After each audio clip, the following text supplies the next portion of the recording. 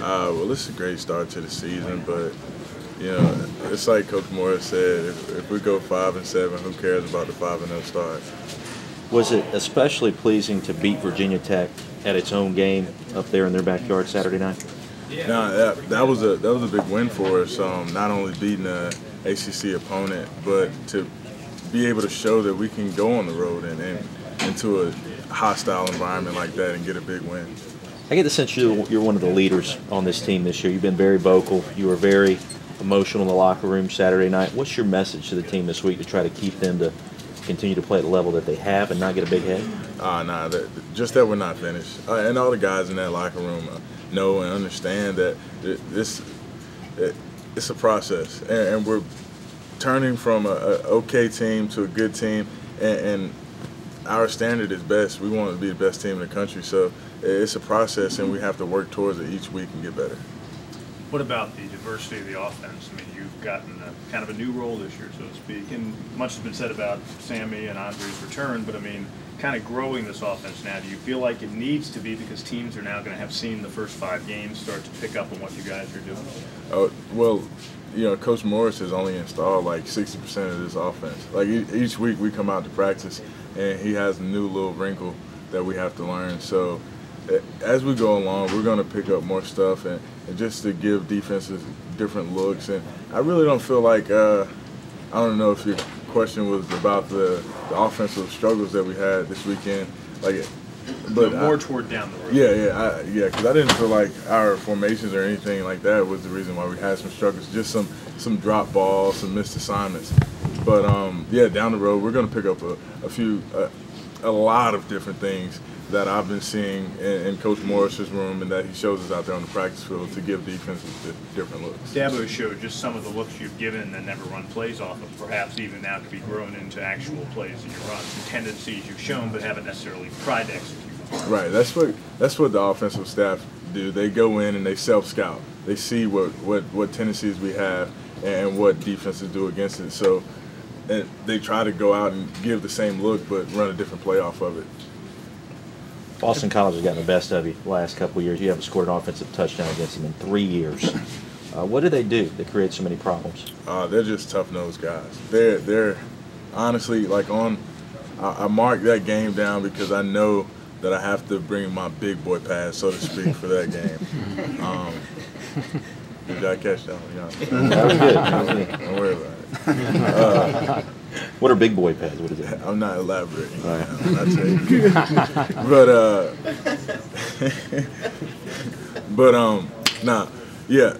Boston College is just a physical team. They're gap assignment sound, and they stick to their gaps. They know their assignments, and they have the best inside linebacker in the country, and Luke Kuechly.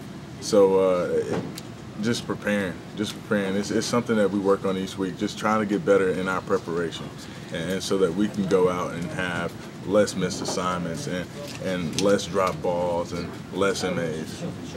You had a good game in Virginia Tech. Coach Moore said he thought you were more proud of the hurdle than anything else. Is that the case? He said what now? That you were more proud of the hurdle than any of the catches you made. No, not at all, not at all. I actually dropped a couple balls, so it's still I don't measure my success on catches or touchdowns or anything like that. I measure my success on the field. First of all, did the team win or not, and then how many missed assignments did I have? How many minuses did I have? Not how many catches, how many yards I have. So I had an all right game, but I'm still chasing my best game. Have you noticed you're having more freedom to do what you do this year with the kind of guys you have around you? Has that been a big factor in your success? Oh, huge. Guys it's like I said earlier, teams are not able to put their best defensive back on me. They're not able to double cover me as much because we have so many weapons around me. If you want to double cover me, who's going to be over the top over Sam? Yeah. Who's going to be underneath? You know what I mean? It's just Coach Sweeney did a great job of, not only hiring Coach Morris to put in this offense, but putting the pieces together to have a successful offense. Dwayne, when you said Saturday night, we're not 2006, we're not 2009, we're ourselves. Do you feel like there's some perceptions of Clemson football you guys need to transcend? A lot, and that's what I've been talking about, how Coach Sweeney has been doing a great job of changing the culture.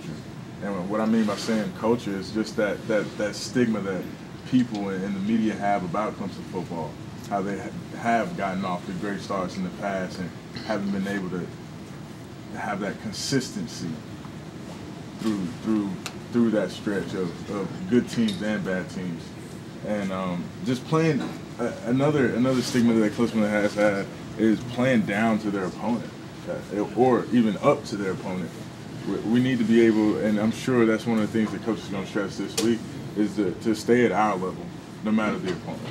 Does that give y'all something to prove this week? You know, for the first time in a month or so, you're not playing a ranked team. We haven't scored a touchdown against this crew in the past 2 years or 3 years or whatever. So that's definitely something to go out and prove. We want to be able to score against anyone, no matter who the defense is. So that's our first challenge, is going out and being able to score and move the ball against a pretty good defense. What was practice like yesterday? Great. You know, you come off a big win like Virginia Tech. You think you're gonna have guys lazy, walking around, maybe not really motivated. The whole crew just seemed so motivated, so hungry. They understand that, you know, the fun is in winning, but you know the only thing better than 5-0 is 6-0. So they're concentrating on preparing better and getting ready for this game this week. So practice is different. Practices. Nah, not different at all. I mean, different from the standpoint of just guys are easily motivated if we have to motivate them at all. From a morale, mannerism standpoint, maybe it's different. Preparation is the same. Nah, preparation is the same. Yes, sir. Feels better when you're number 8 in the country. It definitely does. Dalton just said that he couldn't help but notice last season the way he called it, the doubt you could see in people's body language. He said people may not have acknowledged it, but he said we didn't completely believe in ourselves as a team last year. He said the vibe is just distinctly different. I can tell from you nodding that you know what he was talking about. I know exactly what you're talking about. You go into a game and you hear all week that you're going to do well against a team like Auburn, and then you go in and you're down 14-0. Uh-oh. You know, that's what a lot of people in the stands were saying, but I didn't get that out of one guy down there on the field. Yeah, and that just comes from, you know, having that confidence within the guys that you have in the room, and that love. I promise you, one of the biggest differences is not only the leadership, but just how much we care about each other in the room. And we understand that every player role on this team is important to our success. How different is the vibe this year compared to the locker room after BC last year?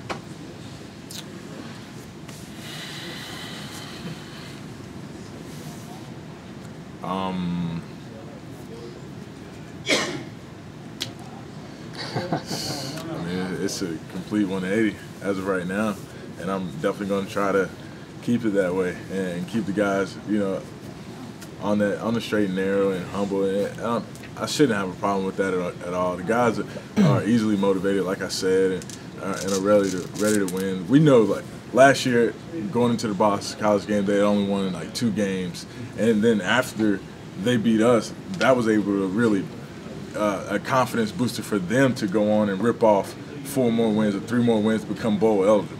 You know, so we're just trying to be the best Clemson that we can be. Clearly, he's gonna guard you a lot, probably, and you're gonna block him. How much are you looking forward to that competition? I mean, he's a great player. It's like I said, he's the best inside linebacker in the nation. So whenever I get the opportunity to go up against the best, I try to prepare my hardest and bring my best. So I'm looking forward to it.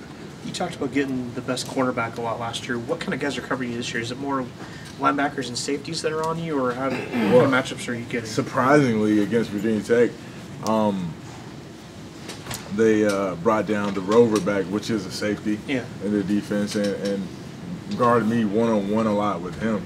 So, and the throws, the plays were there, the calls were there, it's just a couple times I got hung up and didn't make the plays that needed to be made. But going forward, that's just going to be experience that I can look back at and learn from. What are you looking back? What do you think you need to improve in your game all around? I know people are giving you a lot of attention. I think Tom McShay said you're the best tight end in the country right now. But what are you looking to improve on and improve Everything. your game? Everything. I'm not a finished product by no means. I still haven't had my best blocking game. I still haven't had my best receiving game, route running, run after catch. That's one of the biggest things that I wanted to improve on coming into this year. So I have tons of things to work on. My one-on-one, I don't really get the opportunity to work much one-on-one because we have a different drill that we work while the wide receivers go and do one-on-ones. But hopefully I can get some of that work because I feel like a lot of teams are going to match me up with a defensive back and think that he can hold me one-on-one. So to get some work and practice against a defensive back one-on-one, definitely. You talked about leadership and how important it is. Chad said yesterday that when you talk, people listen, including himself. So how important is it to you to be a leader since it's been established by talking to you and a lot of players that there wasn't that in the team last year? Nah, it's important. And just, I think more than anything, guys respect me just because they've seen where I came from as the troublemaker on the team. And but you would consider yourself a high maintenance player 2 years ago? Yeah, definitely. I was, we joke about Mike Bellamy being a high maintenance player this year. I was definitely the Mike Bellamy 2 years ago. So, man, it's a maturation process, and guys appreciate and really understand how hard I have worked to really make this transformation into the man that I am. And when I speak, they listen. Have you talked to Mike one-on-one about being a high-maintenance guy and how that can be a detriment to the team? Oh, yeah. Or is it more of a joke? All the time. I put a little bug in his ear. Mike's getting better. Yeah, he's getting better. And he's really seeing how his worth to the team. It's hard whenever you're a young guy and you really don't see your worth to a team. You really don't think it matters much, and that's the way I was. I didn't have a role. I was redshirted my freshman year, and then whenever I was able to play my redshirt freshman year, I was just thrown in there whenever Mike P got tired. So I really didn't see my worth. Mm-hmm. But heck, Mike take one to the house the other night and really seal the deal for us, and that's going to boost his confidence. And yesterday in practice, it was amazing just to see how, usually we have to help him get lined up sometimes. He was on point. The kid knew his stuff, and just realizing his worth to the team, I feel like that helped him out a lot. The fake screen you scored on, and how much of that was the play as scripted, and how much of that at the end was improvisation? Taj said that once he rolled out, it got different. That might have been one of the craziest plays of the year because, we expected the fake screen to be wide open. Yeah. And the defensive back had thought that I was running a different route, so he got over the top of me. So after I faked the screen and saw that he was over the top of me, I was back in, right? Yeah, I was just like, dang, he got me. And so since he was so far outside, I just ran inside, really not expecting the ball.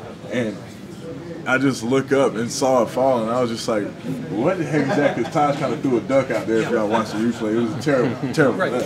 In the right place, though, and I was able to run under and catch it and score. But that whole, from the point that I just turned inside, was all improvisation. And Taj rolling out of the pocket, throwing it back inside. Coach Morris would probably kill him if he did something like that in practice. But I was guessing. It looked like it had been orchestrated. At one point, it was just, schoolyard. Yeah.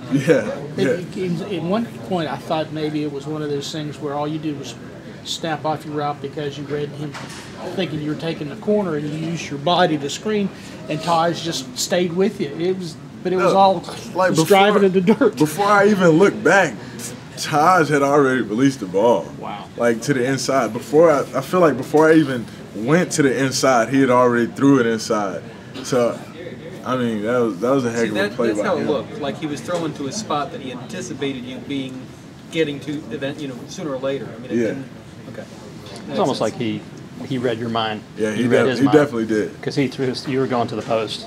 He definitely read my mind because I turned around and was just like, shoot, I'm covered. And, you know, Coach Perriman had talked to me about a play before where I had just ran straight into the guy in the first half, and he was like, just take his outside. So I just kind of dipped inside of him and looked up, and there was the ball.